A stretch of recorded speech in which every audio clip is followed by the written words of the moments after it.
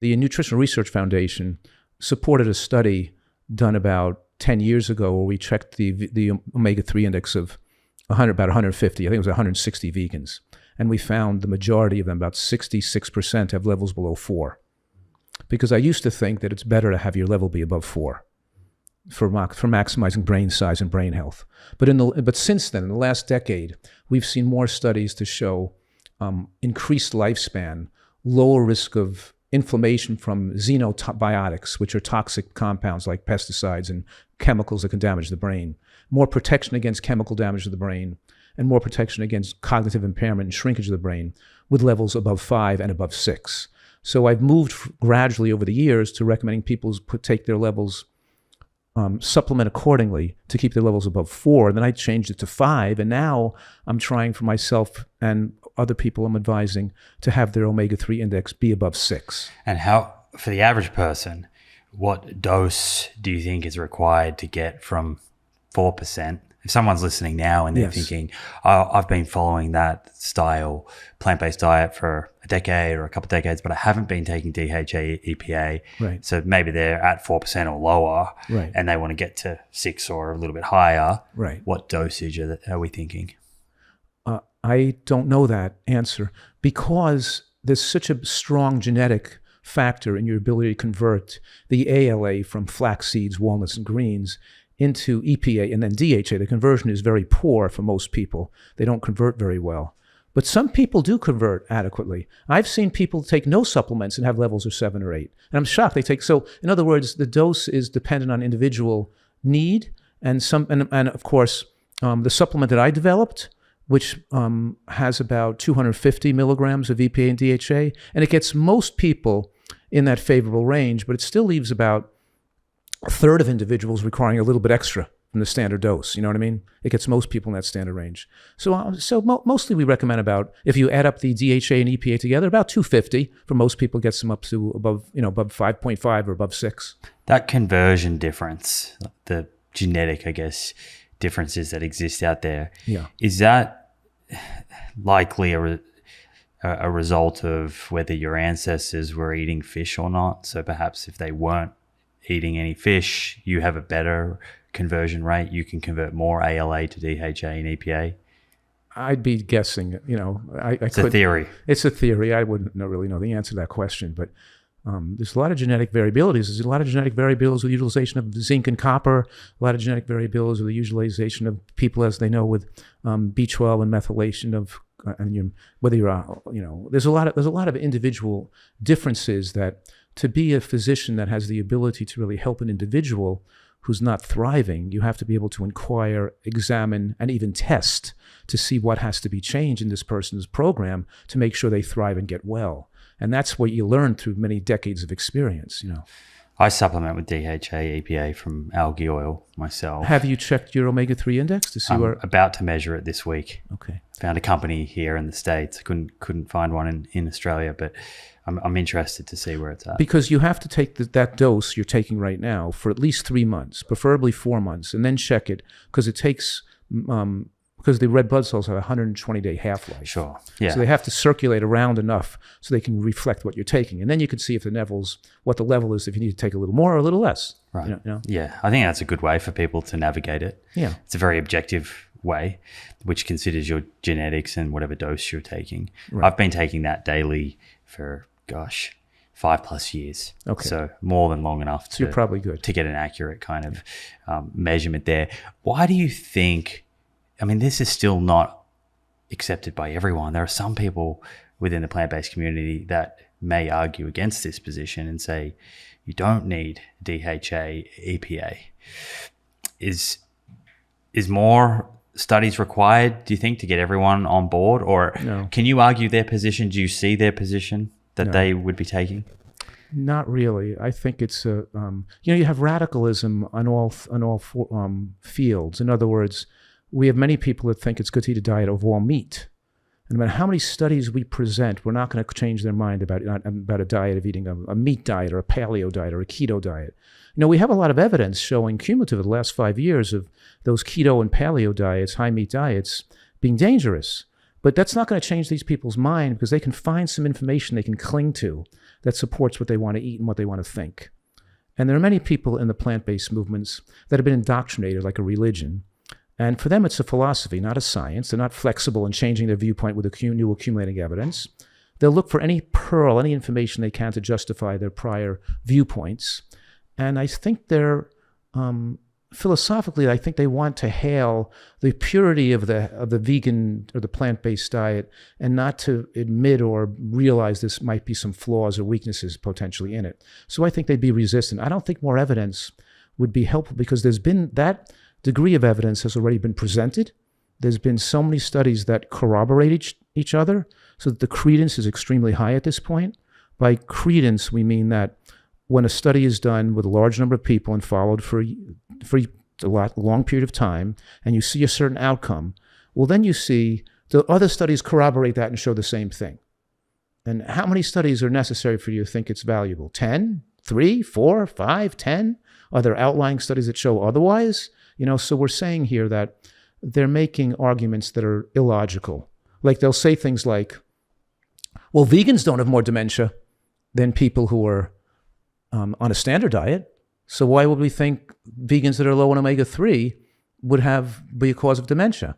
Because that's another irrelevant argument, because of course vegans don't have more dementia, because the standard American diets have much more causes of dementia. The question is, could they do better again? Yeah, so it's irrelevant. So even if it was 5 out of 100 that got dementia, you still wouldn't even want them to get dementia. We want to protect those 5 out of 100. That whole argument is, so the arguments they give, or it takes so long for the DHA to enter the brain, or it takes, or you give people with advanced dementia a drug, it doesn't show benefit. They're missing the whole point. It's not, and they're going to try to focus on an argument and convince themselves or their followers who are, who have their, almost like religious zeal for the viewpoint of whoever they want to follow. And there's very, you have to have a mind that, or a purpose to be able to weigh evidence. It's like politics. People can't weigh evidence and weigh science. They're too based on their predetermined biases. And I'm saying at this point, it's quite irresponsible to be able to take risk with people's brains and to try to convince them that they should ignore being low on a blood test in a nutrient that's linked to shrinkage of the brain. We have so many studies that show that low levels are linked to shrinkage of the brain and cognitive impairment. You're just going to tell your followers to ignore those studies and just be comfortable with a low level. To me, that's just irresponsible. If you can't convince those people, what can you do? You do the best you can. I'm with you. I think that the best thing you can do is point out limitations of a diet to help people navigate that and optimize their diet and improve those health outcomes as best as they can. Is there any risk? Are there any adverse effects or risks with supplementation of DHA, EPA? Not in the type of dosing we're talking about. There is with people taking high-dose fish oils. So in other words, a fish oil capsule can be 1 gram, and some people can take 3 or 4 grams a day to thin their blood or to lower their triglycerides, and some cardiologists recommend and prescribe that. But you have some potential risks with taking such high dosages. And that's more of a pharmacologic dose, looking to lower, and not in a nutritive dose that we're talking about to keep your level between 6 and 9, let's say. So the answer is no, that the more recent, more comprehensive studies have shown that being in that adequate window of DHA intake actually also is linked to all-cause increases in mortality, all-cause decreased mortality, and all-cause increases in longevity, so that having a higher level is linked to lower rates of cancer and lower rates of heart attacks, and of course protection of the brain. So you live longer in general, and you have more resilience to toxins from the environment with a higher level. That doesn't mean with any nutrient, like vitamin D, low levels might be harmful, but excess amounts could be harmful. I mentioned that in one of my books. I showed studies that low levels of DHA were linked to atrial fibrillation in the blood, but levels get too high, they can actually increase the risk of atrial fibrillation with too high a level as well. There's a sweet spot. There's a sweet spot, yes, for almost all nutrients. Okinawans, traditional Okinawans, their omega-3 index is about 8 to 10%, somewhere in that ballpark. And they seem to do pretty good. Yeah. I always say, though, that the blue zones and the Okinawans and the other blue zones are not examples of optimal health. And they don't have optimal human lifespans because their diet is just socially and culturally what's food's indigenous to that area and what they've lived on culturally. Because we can design a diet with features that are have more scientific integrity to really maximally slow aging and promote, push that envelope of human longevity. So I'm suggesting that my experience has been that humans should be able to live between 97 and 107 years old with predictable, if they have enough periods of their life, enough decades of living healthy living. And I'm saying this from my experience taking care of elderly people who are following this way of life and haven't lived this way since birth. But in any case, in most of the blue zones, they're only getting 6 to 8 years of extended lifespan, not the 15 to 18 years of extended lifespan that I'm talking about. What about the potentially Adventists? Possible. How much extra life do the Adventists get? They get around 8 to 10 years as well. And I know from living and being and visiting and spending time with them, a lot of them are not eating ideally just because they're on plant-based diets. And of course, as you know, the Adventists are such a great group to study because some of them are vegans and some are near vegans, flexitarians, pescatarians, ovo-lacto, and some eat animal products in small amounts. So you can study a lot of different cohorts doing different things and compare the two. So the Seventh-day Adventist Health Study 2 and all the data they've published, I consider a gold standard of excellent research that we can learn a lot from. Why do you think that the pescatarians in the latest study I've seen from AHS2, they seem to do the best in terms of lifespan? Does that come back to DHA, EPA, you think? Yes. So the question is, that leads to a good question. If DHA is so important, then what's better, to have a little seafood or fish in your diet or to just take a supplement?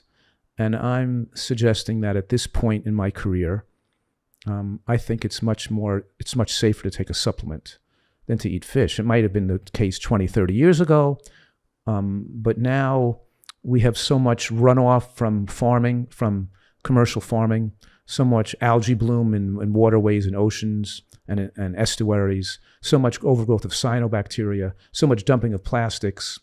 There's this compound called BMAA, which has infiltrated the population of bivalves. Bivalves are oysters, mussels, scallops, and clams, right? And shellfish like lobster and crabs, the bottom feeders, that have such high levels of BMAA that they're actually showing clustering of ALS and higher risk of Parkinson's PDS, Parkinson Dementia Syndrome. That's been published? That's been published. That's linked to people that live near lakes or near estuaries that were eating more bivalves. Is that farmed and wild? Farmed and wild, yes. Interesting. I'd love to read that.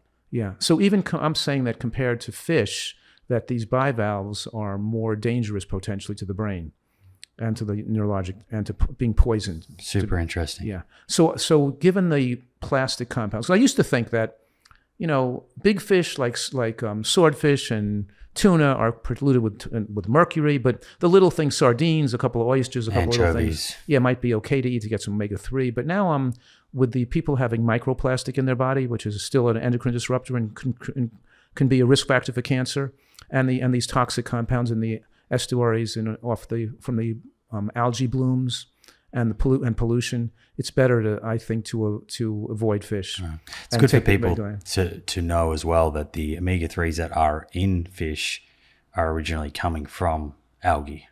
Mm-hmm. It's fish feeding on the algae and moving its way up the food chain. Yeah, but it still would work, but the question is, where do we get the cleanest source? Right. Yeah. I guess I'm just making the point that the algae oil is actually going to the direct source. You're skipping the fish in the middle, right? So DHA EPA is something that your views have kind of evolved on over the last few decades. Is there anything else? Is there any other kind of major blind spots that you've become aware of, or areas of nutrition that you think plant-based eaters need to be more aware of? The only other main factor may be zinc. Maybe some people are going to have better resistance to later life pneumonia and curtail immunosenescence, which means the weakening of immune system with aging by having more zinc adequacy. Because you still get zinc in a plant-based diet. It's just that the phytates bind zinc, so you don't get as much absorption had you have animal protein.